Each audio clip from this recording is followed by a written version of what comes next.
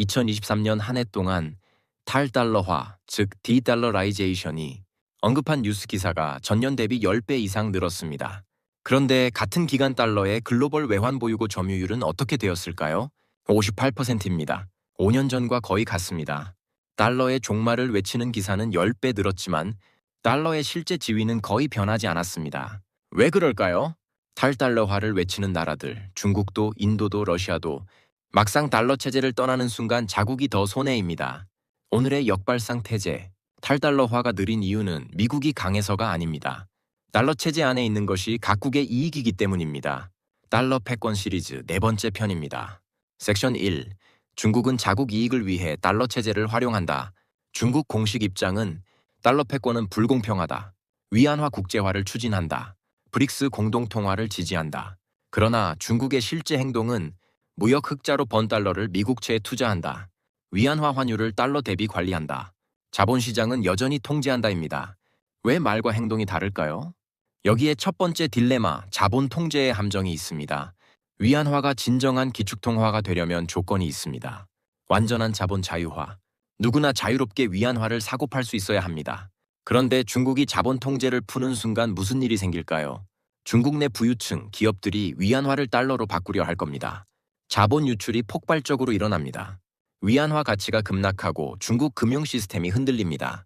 중국은 위안화 국제화를 원하지만 그걸 가능하게 하는 자본 자유화는 두렵습니다. 이 딜레마를 해결하지 않는 한 위안화 패권은 불가능합니다. 두 번째 딜레마, 수출 경쟁력과 달러의 역설입니다. 중국의 GDP에서 수출이 차지하는 비중은 약 20%. 제조업 일자리 수억 개가 수출에 달려 있습니다. 그 수출 대금의 절대 다수는 달러로 받습니다. 만약 중국이 달러 결제망을 이탈하면요, 중국 수출 기업들이 달러를 받을 수 없습니다. 또는 대한 결제망을 써야 하는데 그 결제망은 훨씬 비싸고 느립니다. 즉, 달러 체제 이탈은 중국 수출 경쟁력 자해입니다. 중국 정부는 이를 알고 있습니다. 딜레마 셋, 미국채 매도의 역설입니다. 중국이 미국채를 대량 매도하면 미국이 망한다는 말 들어보셨죠? 실제로 해보면 어떻게 될까요? 중국이 7,600억 달러의 미국채를 팔면 시장에 달러가 대량 공급됩니다. 그 달러로 위안화를 사면 위안화 가치가 오릅니다. 위안화 절상은 중국 수출 가격을 상승시켜 수출 경쟁력을 약화시킵니다. 다시 말해, 중국의 미국채 매도 카드는 미국보다 중국이 더 많이 다치는 무기입니다. 그래서 중국은 조금씩 팔 수는 있어도 전부 팔 수 없습니다. 그렇다면 중국이 추진하는 위안화 결제, 엠브리지는 무엇인가요? 이것은 탈달러가 목표가 아닙니다. 미국의 달러 제재 위협에 대한 해지, 즉 보험입니다. 그리고 미국과의 협상에서 더 많은 양보를 얻어내기 위한 레버리지입니다. 종합하면 중국은 달러 체제를 깨려는 게 아닙니다. 그 안에서 더 많은 목소리를 갖고 싶은 겁니다. 섹션 2. 일본은 미국과의 협력이 최적 이익이다. 일본도 딜레마가 있습니다. BOJ와 국채의 함정입니다. 일본의 GDP 대비 국가 부채 260%, 세계에서 가장 높은 수준입니다. BOJ, 일본은행이 금리를 올리고 싶어도 못 올리는 이유가 여기 있습니다. 금리를 1%만 올려도 일본 정부의 국채 이자 비용이 GDP의 2에서 3%씩 늘어납니다. 이미 재정 적자인 상황에서 이자만으로 재정이 붕괴될 수 있습니다. 즉, 일본은 금리를 올리고 싶어도 구조적으로 올릴 수 없습니다. 그리고 이 구조는 일본을 미국 통화 정책에 종속시킵니다. 여기서 잠시 전 세계 금융망에 연결되어 있는 엔케리 트레이드와의 관계를 보겠습니다. 일본은 오랫동안 초저금리를 유지했습니다. 이 때문에 엔케리 트레이드가 생겼습니다. 저금리 엔화를 빌려서 고금리 자산인 미국채, 신흥국 채권, 주식 등에 투자하는 것으로 전 세계적으로 수조 달러 규모의 엔캐리 포지션이 있습니다. 그런데 BOJ가 금리를 올리면 어떻게 될까요? 엔캐리 청산이 일어나고 이는 엔화 강세와 전 세계 자산 매도로 이어집니다. 2024년 8월 BOJ 금리 인상 당시 글로벌 증시가 하루 만에 급락한 것이 정확히 이 메커니즘이었습니다. 일본의 통화 정책 하나가 전 세계 자산 시장을 흔듭니다. 그래서 일본은 독자적으로 급격한 금리 인상을 할 수 없습니다. 미국 연준과 협력하면서 조율해야 합니다. 한편 일본은 미국과 안보 조약을 맺고 있습니다. 중국, 북한의 위협 앞에서 미국의 해구산과 주둔군이 필수입니다. 이 안보 동맹의 경제적 의미는 무엇일까요? 일본이 미국과 경제적으로 대립하는 것은 안보 동맹을 위협하는 것이기도 합니다. 일본은 경제적으로도 안보적으로도 미국과의 협력이 최적 이익입니다. 이것이 일본이 달러 체제 안에서 최대한 잘 사는 전략을 택하는 이유입니다. 그래서 일본이 미국채 1조 달러를 보유하는 것은 협상카드이자 이익의 수단입니다. 정리해보면 일본은 보유한 1조 달러의 미국채로 첫째 달러 자산 이자 수입을 얻고 둘째 달러 환율 관리의 도구로 과도한 엔화 약세 시 개입 재원을 마련하며 셋째 미국과의 경제 협력 신호를 보내고 넷째 지정학적 파트너십의 표시입니다. 다시 말해 일본은 미국채를 살 수밖에 없는 게 아닙니다. 미국채를 사는 것이 일본 자신의 이익이기 때문에 삽니다. 섹션 3 브릭스 공동통화는 왜 불가능한가? 2023년 남아공 브릭스 정상회의에서 달러를 대체할 공동통화를 만들자고 했습니다. 전 세계 미디어가 주목했습니다. 그런데 그 이후 어떻게 됐을까요? 아무것도 결정되지 않았습니다. 2024년, 2025년 정상회의에서도 공동통화는 의제에서 사실상 사라졌습니다. 왜일까요? 세 가지 불가능한 이유가 있습니다. 유로를 만드는데 수십 년이 걸렸습니다. 유럽은 문화적 유사성, 민주주의 체제, 경제 수준에 어느 정도 동질성이 있었는데도 그랬습니다. 그런데 브릭스는 어떨까요? 브라질은 민주주의, 자원 수출국, 러시아는 권위주의, 에너지 대국, 서방 제재 중, 인도는 민주주의, 중국과 국경 분쟁 중, 중국은 권위주의, 제조업 대국, 남아공은 민주주의, 아프리카 허브입니다. 이 나라들이 통화 정책을 어떻게 합의합니까? 금리는 누가 결정합니까? 환율 분쟁은 어떻게 해결합니까? 공동통화는 공동의 경제 목표, 공동의 정치 체제, 깊은 경제 통합이 전제됩니다. 브릭스에는 이 세 가지가 모두 없습니다. 또 중국과 인도는 이해 충돌이 있습니다. 중국과 인도는 브릭스 회원국이지만 2020년 국경 충돌 이후 군사적 긴장 상태입니다. 인도는 중국 주도의 브릭스 공동통화를 원할까요? 사실상 위안화 블록이 될 것인데 인도는 명확히 반대 입장입니다. 브릭스를 하나로 묶는 것은 반미라는 감정뿐입니다. 경제 이익은 제각각입니다. 또 러시아의 고립이 보여주는 대안의 한계를 보십시오. 2022년 러시아는 달러 제재를 받았습니다. 그리고 탈달러화의 가장 강력한 동기를 가진 나라가 됐습니다. 러시아는 실제로 위안화, 루피, 루블로 무역을 시도했습니다. 결과는요? 위안화 결제는 늘었지만 위안화를 쓸 곳이 없습니다. 러시아가 번 위안화를 다시 달러로 바꾸거나 중국 제품 구입에만 쓸 수 있어요. 루피 결제는 인도가 루피 환류를 거부하면서 막혔습니다. 즉 달러 제재의 가장 강력한 피해자인 러시아조차 실용적인 달러 대안을 찾지 못했습니다.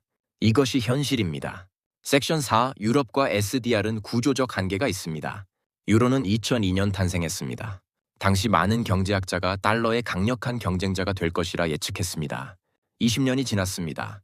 유로의 글로벌 외환 보유고 비중은요? 약 20%입니다. 달러의 3분의 1 수준밖에 되지 않습니다. 왜 더 못 올라갔을까요? 유로존에는 독일 국채도 있고 그리스 국채도 있습니다. 같은 유로 표시지만 신용도가 다릅니다. 유로 안전자산이 존재하지 않습니다. 미국채처럼 단일하고 깊은 유동성을 가진 담보자산이 없어요.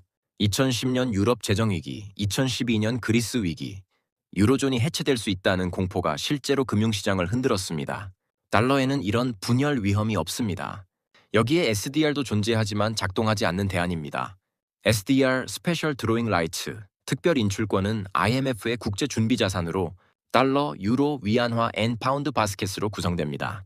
2021년 코로나 위기 때 6,500억 달러 규모 SDR을 배분했습니다. 하지만 SDR에 한계가 있습니다. 첫째, 민간 거래에서 쓸 수 없습니다. 국가 간에만 사용 가능합니다. 둘째, 발행을 늘리려면 미국의 동의가 필요합니다. 그러나 미국은 거부권을 가지고 있습니다. 셋째, SDR로 표시된 채권 시장이 없어 유동성이 없습니다. IMF 특별 인출권으로 달러를 대체하려면 미국의 동의가 필요합니다. 미국이 스스로 달러 패권을 포기할 리 없습니다. 그리고 기축통화 교체는 50년 프로젝트라는 역사적 교훈이 있습니다. 파운드에서 달러로 기축통화가 바뀌는 데 걸린 시간은요? 1차 세계대전 이후 미국이 최대 채권국이 됐지만 달러가 파운드를 완전히 대체한 것은 2차 세계대전 이후입니다. 약 30년에서 50년이 걸렸습니다. 세계 최강국이었던 영국이 두 차례의 전쟁으로 피폐해지고서야 패권이 넘어갔습니다. 지금 달러를 대체하려면 영국이 겪은 것과 맞먹는 수준의 충격이 미국에 닥쳐야 합니다. 그리고 그렇게 되더라도 실제 교체까지는 수십 년이 더 걸립니다. 섹션 5. 탈달러화의 실제 속도 데이터로 보기. 숫자로 보는 달러의 현실은 글로벌 외환 보유고 중 달러 비중은 2001년 73%, 2024년 58% 줄었습니다. 탈달러화의 증거일까요? 사라진 15%는 어디로 갔을까요? 유로나 위안화일까요? 아닙니다. 절반은 금입니다. 나머지 절반은 기타 통화로 호주 달러나 캐나다 달러 등입니다. 위안화는 전체의 2.3%밖에 안 됩니다. 달러 비중이 줄어든 것은 탈달러화가 아니라 외환 보유고 다변화입니다. 그리고 그 다변화는 달러 이외의 안전자산이 없어서 금으로 가는 것이 대부분입니다. 달러는 여전히 압도적인 무역 결제 통화입니다. 국제 무역 결제 통화 비중을 보면 달러 약 54%, 유로 약 24%, 위안화 약 4%. 이와 같이 중국이 세계 최대 무역국인데도 위안화 결제 비중은 4%에 불과합니다. 이게 위안화 국제화의 현실입니다. 그럼 탈달러화의 진짜 의미는 무엇일까요? 탈달러화는 일어나고 있습니다. 하지만 그 속도는 매우 느리고 그 방향은 달러를 대체하는 것이 아니라 달러 의존도를 조금 줄이고 해지를 늘리는 것입니다. 그리고 그 해지의 주요 수단이 금인데 금 가격은 달러로 표시됩니다. 탈달러화를 위한 해지 도구도 결국 달러 기준으로 평가됩니다. 달러의 그림자에서 완전히 벗어난 자산이 없습니다. 여기서 탈달러의 가속화 요인과 억제 요인을 짚어보겠습니다. 먼저 탈달러화 가속 요인으로는 첫째, 미국의 달러 제재 남용, 둘째, 미국 재정 적자 지속, 셋째, 브릭스 확장이 있습니다.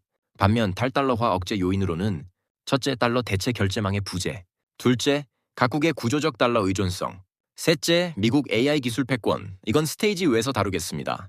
넷째, 스테이블 코인의 달러 확산 효과, 이미 스테이지 3에서 설명했습니다. 억제 요인이 훨씬 강합니다.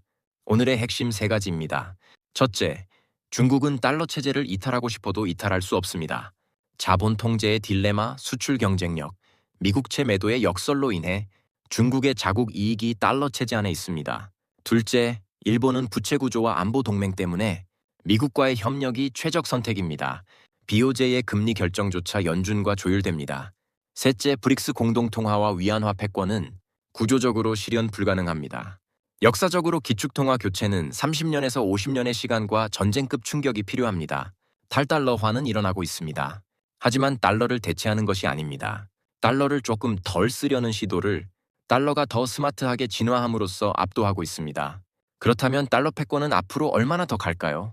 그래서 마지막 편에서 다룰 것은 페트로달러가 AI 컴퓨터 달러로 진화하는 이유, AI 패권이 달러 패권을 100년 더 연장할 수 있는 메커니즘, 그리고 이것이 투자자에게 어떤 시사점을 주는지, 전 5편의 결론이 수렴하는 마지막 편입니다.